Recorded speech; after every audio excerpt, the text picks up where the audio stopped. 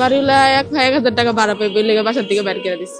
আমার বাচ্চার জন্য দুধই কিনতে পারি নাই, খামু কেমন?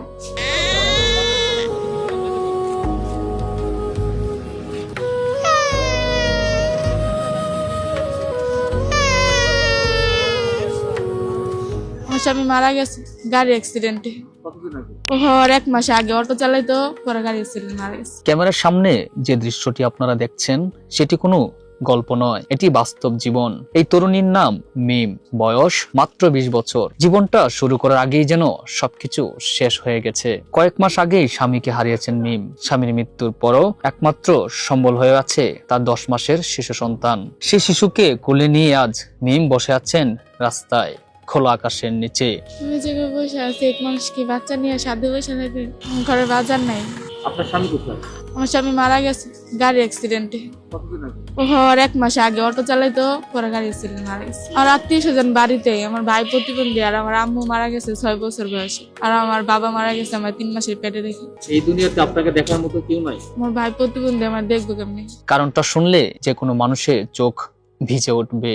মাত্র 1000 টাকা ভাড়া দিতে না পারায় বাড়িওয়ালা তাকে বাসা থেকে বের করে দিয়েছে। এক মুহূর্তের মধ্যেই একটি ঘরহীন পরিবারে পরিণত হয়েছেন তিনি ও তার শিশু সন্তান।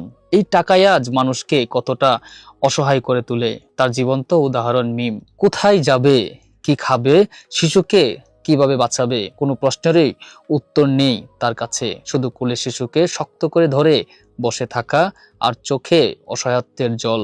আমার বাচ্চার জন্য দুধই কিনতে পারি নাই, খামু কেমন? বাড়িওয়ালা 1,000 টাকা ভাড়া পাইবে, ওই লেগে বাসার থেকে বের করে দিছে। তাহলে রাতে কোথায় থাকবেন? মসজিদে হুজুরের কাছে কইছে, হুজুরে কইছে সাইডে জায়গা দিছে। এই ঠান্ডার মধ্যে আপনি বাচ্চাকে নিয়ে মসজিদের সামনে বসে থাকবেন? নাহলে 1,000 টাকা না দিলে আমার ঢুকতে দিব না। 1,000 টাকা না নিয়ে বাসায় আসবে। তুমি নিজে খাওয়া জিরাইতে পারো না, তুমি ভাড়া দিবা করতে, তুমি যাও গা, তোমার আমি অন্য জায়গায় ভাড়া দিয়ে আমি টাকা নিতে পারবো। পরে আমি কইছি আমি শুক্রবারে মসজিদে গেলে কয়েক টাকা পাইলে আমি দিব। হ্যাঁ মানেন। ঘটনাটি জানার পর ঢাকা প্রেস সেখানে উপস্থিত হয়। উপস্থিতি দেখে সাধারণ মানুষের হৃদয় গলে যায়। মুহূর্তের মধ্যেই এগিয়ে আসে মানবিক মানুষগুলো।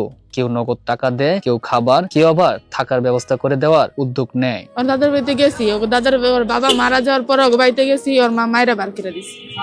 আমি যা পুলিশের কাছে বলছি, পরে বাচ্চা আইনা দিছে। ওরা বাচ্চা বেচালাইতে চাইছিল, কারা জানি নিতে আইছিল গাজীপুর থেকে, এক কাছে বেচালাইতে চাইছিল। যখন গেছি তখন আমার অনেকগুলা কথা শোনাইছে। পরে আমার 2 জাল আছে, হেরা মারছে, 2 বাসিরে মারছে, আমার শাশুড়ি মায়েরা বাড়ি করে দিছে বাচ্চারাই। সাধারণ মানুষের সহযোগিতায় প্রয়োজনীয় অর্থ সংগ্রহ হলে মিম আবার ঘরে ফিরতে সক্ষম হন। এই ঘটনা আমাদের আবারও মনে করিয়ে দেয়, মানুষ মানুষের জন্য একটু সহযোগিতা, একটু মানবিকতা একটি জীবনের গল্প বদলে দিতে পারে। আপনি কি ভালোবেসে বিয়ে করছিলেন? আপনি তো চাইলে অন্য কাজও করতে পারেন। এই কাজে নিয়েছিল, পরে একটা গ্লাস ভেঙে লাইছিল আমার বাবুকে, পরে আমার বার করে দিছিল। এরপর আর আপনি কাজে বের হন? কাজে খুঁজছি, নেয় না কাজে। তো এখানে এই যে আপনি যে বসে ভিক্ষা করছেন, আপনার প্রতিদিন কত টাকা ইনকাম? 100 টাকা 200 টাকা। এদিকে আপনার সংসার চলে? আপনাকে যদি মনে করেন যে কেউ বলে যে আপনাকে টাকা দিব, আপনার বাচ্চাকে দিয়ে দেন, আপনি দিবেন কেন? আমার বাচ্চা ছাড়া দুনিয়াতে কেউ নাই। আমার বাবু বাচ্চা থাকলে আমি কত কাজ পাবো? কোনো পুরুষ যদি এসে আপনাকে বলে যে বাচ্চা সহ আপনাকে অ্যাকসেপ্ট করে নিবে, তখন আপনি কি রাজি হবেন? আমার বাচ্চারা যদি হাফেজ বানাইতে পারে তাইলে। ঢাকা প্রেস থেকে ক্যামেরা আশিকের সঙ্গে নিয়ে আমি সোহেল রানা, ঢাকা প্রেস, ঢাকা।